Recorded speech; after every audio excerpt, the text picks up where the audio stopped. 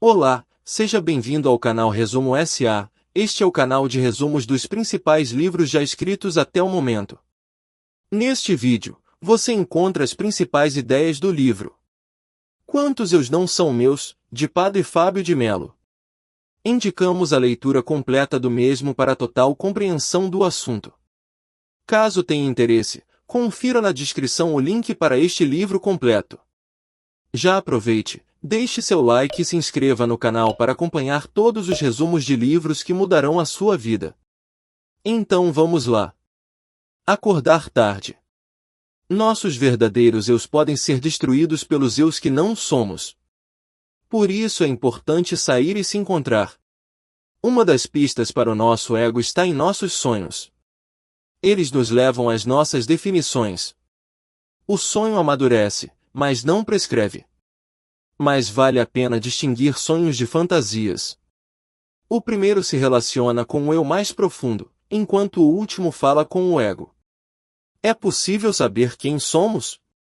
A pergunta atravessa séculos de história da epistemologia existencial e não tem uma resposta simples, mas parte da solução para o problema pode estar em Deus. Encontrar Deus não é diferente de encontrar a si mesmo. Conheça a si mesmo para conhecer a Deus, e vice-versa. A espiritualidade é o desdobramento da religião, mostrando que Deus é o lugar de realização das pessoas. Somos seres metafísicos, capazes de transcender a anatomia da matéria. O instinto humano chama a buscar o que o olho não alcança.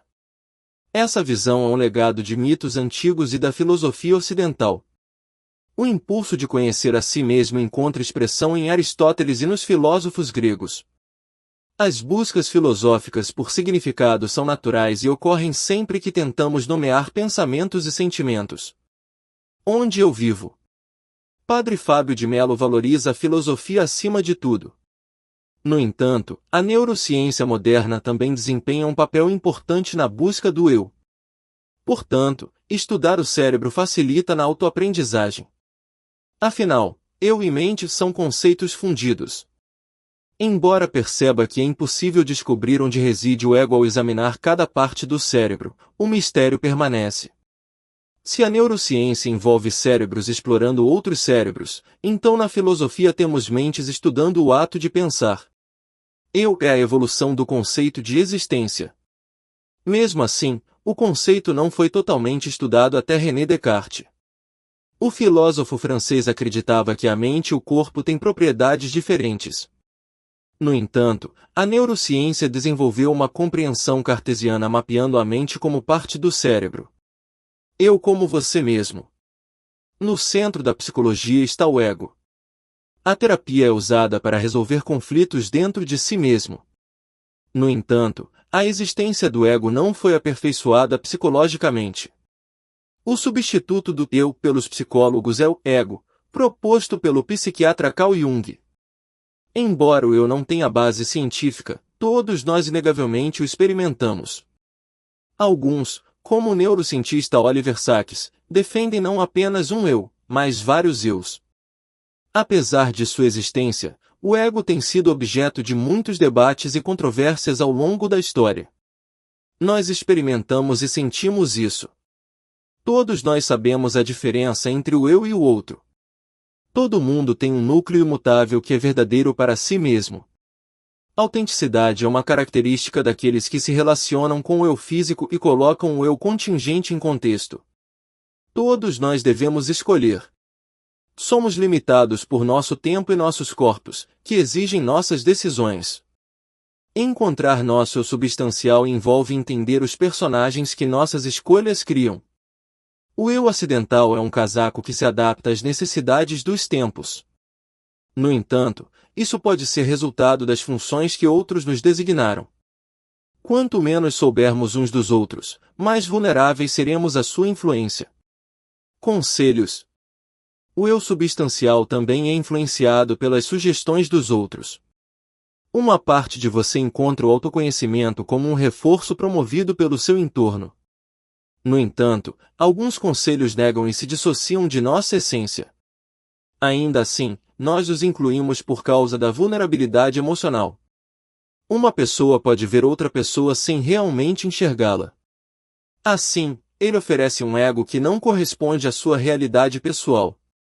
Eu impostor. Um exemplo de imposição é desencorajar nossos lados mais vulneráveis, como em clichês como "homem não chora". Às vezes, o eu substancial, quando reprimido, encontra saídas violentas. Encontrar a sua própria essência é um desafio. Em alguns casos, precisa enfrentar a versão de si mesmo imposta por seus pais. Há um limite para o início da vida, o que faz com que os pais tenham um papel central na formação do eu. No entanto, a paternidade é uma tarefa assustadora com seus próprios desafios. Os pais às vezes oferecem a seus filhos a negação de si mesmos. Isso produz um erro porque a seleção condicional não é gratuita. Muitas vezes, o próprio comportamento dos pais é regido por sua educação. Você tem que aprender a lidar com suas próprias limitações. A fragilidade humana é insuperável. Mesmo os atletas devem obedecer aos seus limites físicos. Embora as pessoas sejam nobres, elas também têm limitações emocionais. O autor enfatiza que se nasce para ferir os outros e se nasce para ser humano. Os primeiros momentos são guiados por contrações. A vida começa com as limitações e maior vulnerabilidade de um recém-nascido. O eu depende da vida social e das experiências com os outros.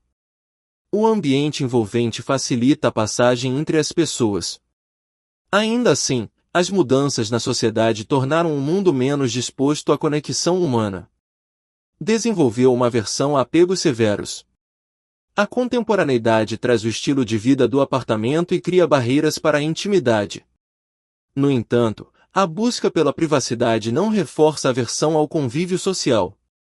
Se você está gostando do conteúdo, fortaleça o canal soltando aquele like, deixe um comentário e se inscreva no canal. Continuando. Singularidade. O início da vida é marcado pela individualidade e vulnerabilidade. Os recém-nascidos não conseguem distinguir-se uns dos outros. É que, em algum momento, o ego se declara único. A partir de então, ele se considera apenas uma parte do universo, não o centro do universo. O autoconhecimento é a porta de entrada para desbloquear as estruturas que trazem a autoconsciência. Alguns conhecimentos são intuitivos. O eu pertence a essa categoria. No entanto, quando se trata de encontrar um eu mesmo, todos os outros são rejeitados. A busca de si é relevante e baseada nas interações com as pessoas e com o mundo. Assim, o ego contingente pode ser provocado por outros, e a influência deles pode afastá-lo ou aproximá-lo de sua verdade pessoal. Chegar à nossa existência atual envolveu dificuldade e dedicação.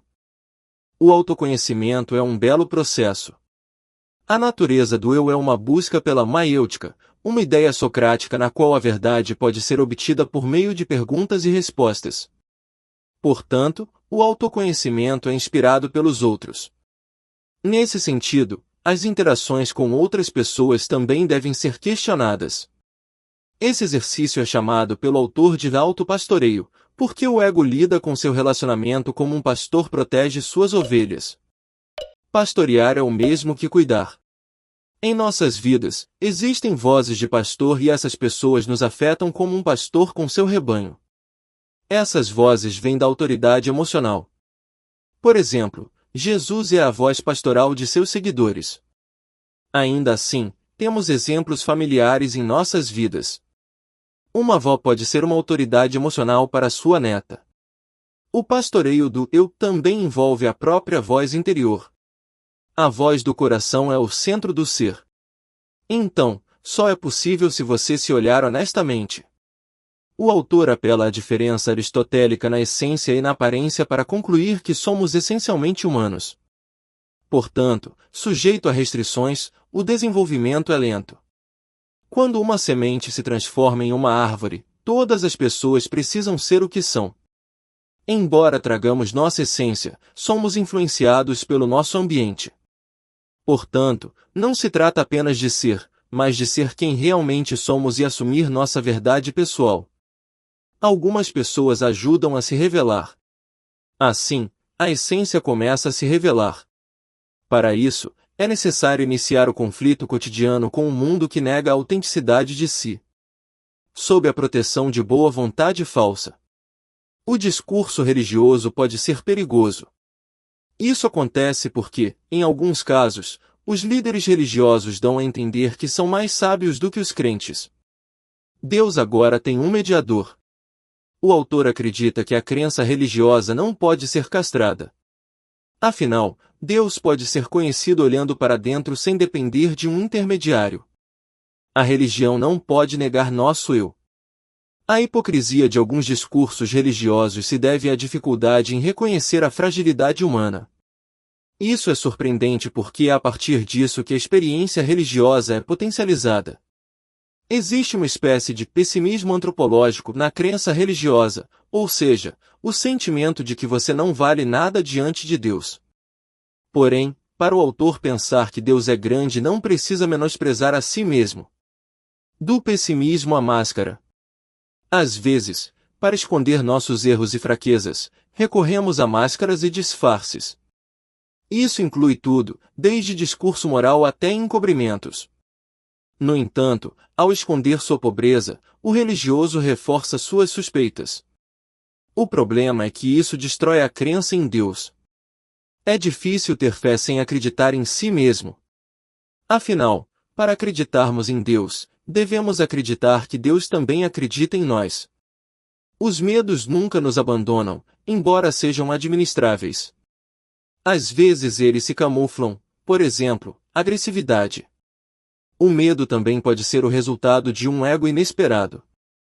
Ao se aproximar de sua própria essência, fica mais fácil lidar com situações assustadoras. Por exemplo, o medo do abandono não reconhecido pode levar a um ego ciumento e imponente. O processo de cura ajuda na autoconsciência. No entanto, a vida social nos encoraja a ser reativos em vez de reflexivos. Isso exclui espaço para a automaturação. O processo de cura reúne os vários eus na sala.